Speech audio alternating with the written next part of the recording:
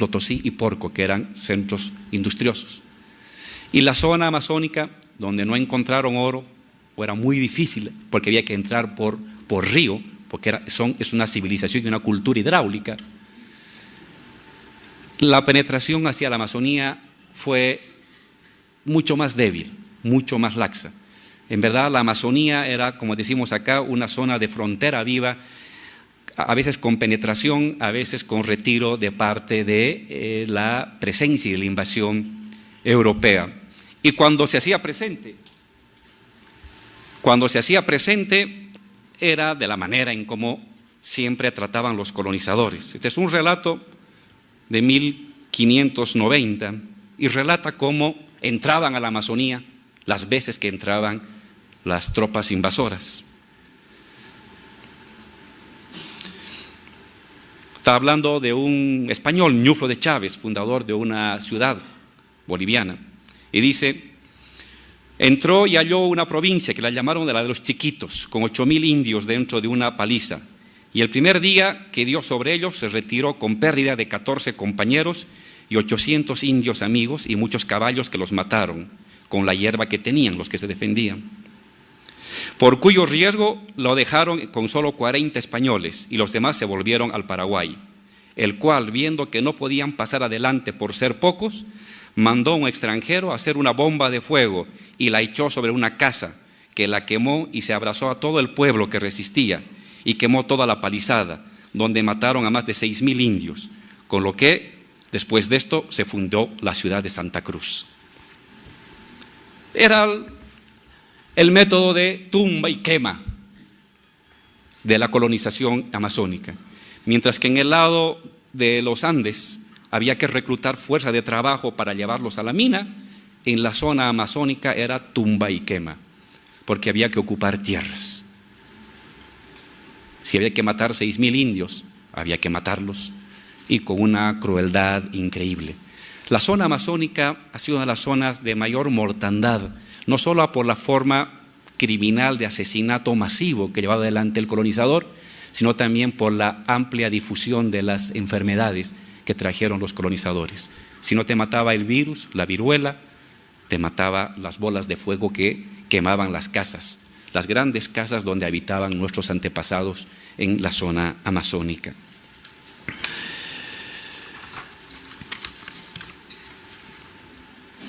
Junto con la presencia colonial, la cruz y la espada siempre iban juntos, venía por supuesto la presencia misional. La zona amazónica tuvo presencia de misiones tanto jesuíticas, desde 1640, y luego misiones franciscanas, desde 1700. Este es un mapa de las misiones que hubo en Bolivia, en la zona de Santa Cruz y la zona del Beni. Faltan un conjunto de misiones, pero se tuvo allí donde no entraba la dominación colonial fuerte, entraba las misiones que ocuparon buena parte de esta frontera viva amazónica en nuestro país. ¿Qué régimen de producción establecieron? Un régimen de explotación básicamente colonial. En esta zona se creó en tiempos coloniales haciendas, se reclutaba a indígenas a la fuerza, forzosamente reclutamiento de indígenas para el cultivo. Las tierras, como en toda la colonia, pertenecieron a los invasores y los pueblos indígenas, dueños originarios de las tierras, perdieron todo tipo de control y para tener tierra o se metían al monte, huían al monte donde ya no entraba el español, o tenían que trabajar gratuitamente en favor del gran hacendado, del gran terrateniente, para poder ocupar un pedazo de tierra. Y los que se metían al monte, más hacia la selva, podían sobrevivir o ser objeto de la caza de esclavos que venían los llamados mamelucos, portugueses que entraban por la frontera brasilera y que iban a la caza de indios, los agarraban, los secuestraban y luego los llevaban a la zona de explotación en el norte de Brasil como esclavos. Ese era el destino básicamente de la dominación colonial en la Amazonía. Con todo, la Amazonía boliviana no fue una zona de alta presencia colonial. Hubo hacienda, hubo misiones, pero también había amplias zonas extensas donde no llegaba a penetrar la dominación extranjera, y es donde se refugiaban buena parte de los pueblos indígenas que huían del reclutamiento forzoso y de la esclavitud. Donde hubo una mayor penetración y presencia y ataque sistemático a los pueblos indígenas amazónicos, no va a ser, o mejor, va a ser más intenso en tiempos de la República. Si ustedes quieren, la República, cuando se fundó en 1825, será más cruel que la crueldad que ya traía la dominación española. Con la República, y a partir de 1860, cuando se da el boom de la goma, la zona amazónica va a ser objeto de una penetración sistemática de extranjeros, de hacendados extranjeros y de hacendados bolivianos para extraer la goma. ¿Y quiénes van a ser los trabajadores? Obviamente van a ser los pueblos indígenas. Explotación de goma y explotación de la quina como remedio, que son dos productos, uno de los miles de productos que nos da la Amazonía. Para 1800, 1900, más de 6.000 familias, hombres, mujeres y niños, eran movilizados de manera forzosa para la explotación de la goma. Hay un libro que relata de manera precisa esta forma de reclutamiento hacia los pueblos indígenas amazónicos. Este es un relato de 1914. Dice: es sabido que los indígenas eran obligados a servir por una exigua paga, que en muchos casos solo alcanzaba para el sostenimiento del siringuero. El siringuero era el hombre o la mujer que iba a hacer la raya en el árbol para que chorree la goma, y luego se recogía eso como en unos botecitos. El siringuero. Pero no así de su familia, cuando la tenían, especialmente teniendo en cuenta los precios exorbitantes de las mercaderías que recibían a cuenta. En otros casos, por cierto, los más frecuentes eran inducidos por el cebo del alcohol, esto es un relato de 1914, para que tomaran otros adelantos de productos y artículos del almacén, con el propósito falaz de amarrarlos a perpetuidad al yugo de la explotación, con lo cual las cuentas siguieron creciendo, estirando de forma mentirosa como chicle, aprovechando el analfabetismo y la ingenuidad de los indígenas. Sigue el relato. Ha habido casos que se han llevado indígenas a las regiones gomeras y allí han fallecido, y regresando el patrón al pueblo domiciliario del difunto, presentarle a la viuda la imaginaria cuenta, la imaginaria deuda, y por esto quitar voluntariamente los hijos mayores de edad, a falta de la familia despojarle de su miserable cabaña en pago del adeudado. El famoso enganche, el pago endeudado. Este era el mecanismo de presencia de la hacienda. Hago referencia a la hacienda porque este es el mecanismo no solamente del poder económico, sino del poder político que se constituyó a lo largo de la Amazonía boliviana desde 1800 hasta hace poco menos de 6, 7, 8 años. La hacienda como el eje económico y político articulador de la dinámica económica y de la dinámica política de la Amazonía. ¿Cuál era la característica del poder en la Amazonía? Baja presencia del Estado. El Estado boliviano se constituyó en los flujos comerciales de la plata y el estaño y en las vías para exportar la plata y el estaño. Comercio de abastecimiento, de alimentos, de azúcar, de harina para la producción minera, comercio de coca, transporte de herramientas. Fuera de eso no había Estado. Pues bien, ¿qué había en la Amazonía? Si la Amazonía estaba desvinculada de los centros principales de producción en los primeros años de la República y luego vinculados a los centros de producción hacia el Brasil para la goma, el Estado boliviano era casi literalmente inexistente en la Amazonía. Entonces, teníamos un régimen, poquito más atrás por favor, Este es básicamente el régimen de poder en la Amazonía boliviana. El poder es la hacienda y el Estado es simplemente la prolongación de los bienes de la hacienda. De tal manera que hay el hacendado dueño de 20.000, 80.000, 100.000, 500.000 hectáreas, con sus indios incluidos. Y cuando se vende la hacienda, se vende con indios incluidos de la hacienda, como una cosa, no son seres humanos, son cosas, así son tratados por la hacienda. Y el Estado, el administrador, algún recaudador de impuestos, es simplemente el familiar. Entonces, hablamos en esta lógica de un Estado patrimonial, donde el Estado no es independiente del poder económico, sino que el Estado, las funciones del Estado, del recaudador, del policía, del subalcalde, es una prolongación de las funciones del hacendado.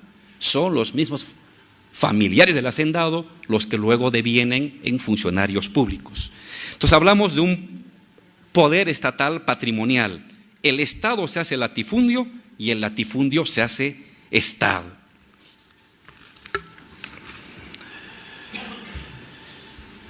Pasaremos, por favor, la siguiente. Este es el esquema fundamental de la dominación. La hacienda como núcleo económico, el Estado como un derivado de la hacienda y ambos juntos presionando sobre la fuerza de trabajo de los indígenas, sobre su conocimiento, sobre su fuerza de trabajo, sobre el reclutamiento forzado para la extracción de goma, la extracción de quina, para la producción de alimentos en la hacienda, para el transporte, para el lavado de ropa, para el cuidado de los niños. Este régimen de poder hacendal patrimonial ha tenido algunas mutaciones recientemente. Estoy hablando de los años 60 hasta hace como 5, 6, 7 años. Hablamos de una mutación del régimen patrimonial hacendal estatal. Y ahí hemos dividido 4 mecanismos de dominación en los últimos 40 años. Una dominación fuerte, una dominación regional, una dominación capitalista externa y un neocolonialismo territorial. Brevemente voy a explicar cada una de ellas. En los últimos años, 60, 70, 80, gradualmente los pueblos indígenas han comenzado a ser objeto de reconocimiento de tierras comunitarias. Eso ha llevado a la hacienda a una modificación. Marx estudia la vía Juncker, le llama, y la vía Farmer de modernización de la vieja hacienda. La vía Juncker es cuando el hacendado deviene en empresario capitalista. La vía Farmer es cuando el empresario, perdón, al revés. No, está bien, la vía Farmer es cuando el empresario es objeto de un proceso de expropiación de tierra y surge la pequeña propiedad campesina mercantil. En el caso de Bolivia hablamos de una vía Juncker modificada.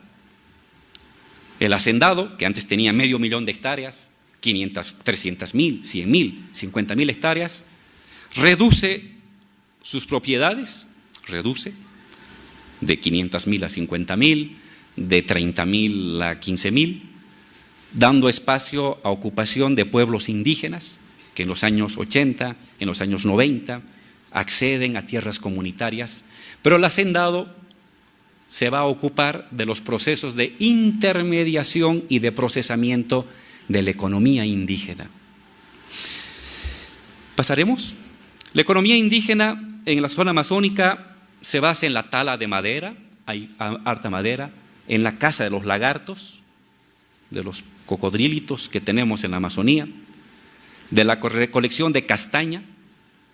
La castaña sale luego, eso que llaman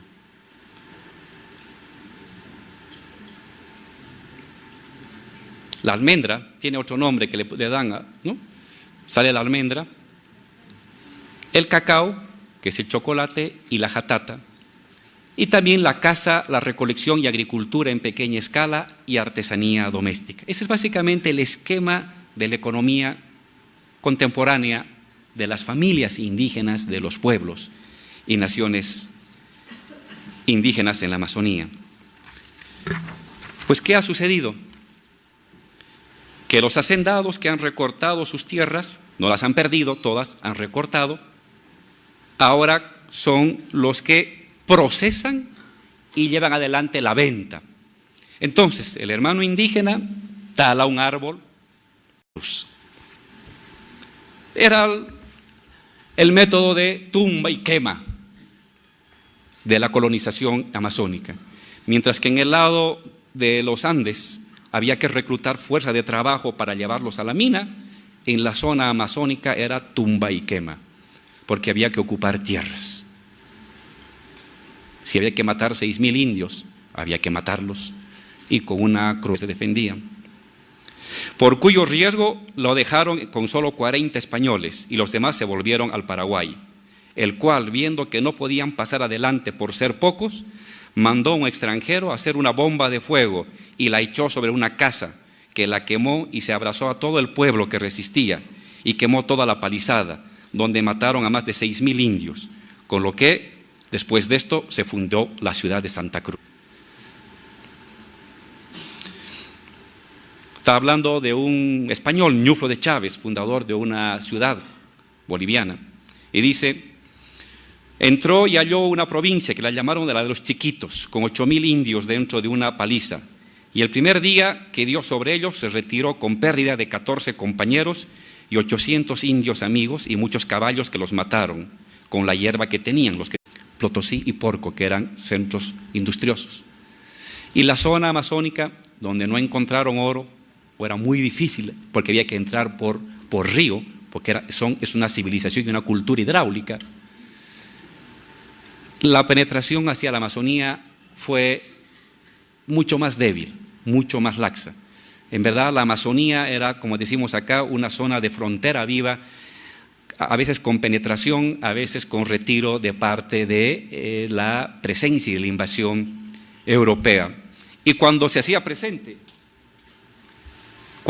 presente era de la manera en cómo siempre trataban los colonizadores. Este es un relato de 1590 y relata cómo entraban a la Amazonía las veces que entraban las tropas invasoras.